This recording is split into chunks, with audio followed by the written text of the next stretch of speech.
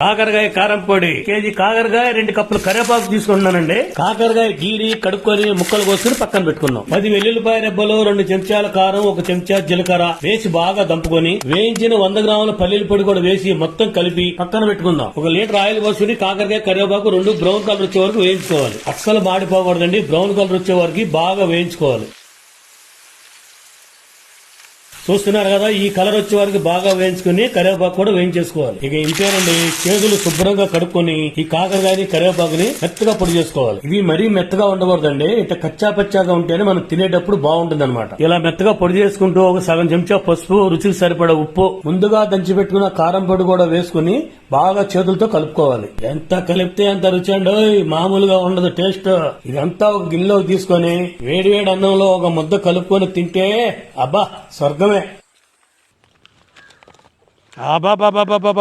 ఏం టేస్ట్ రా.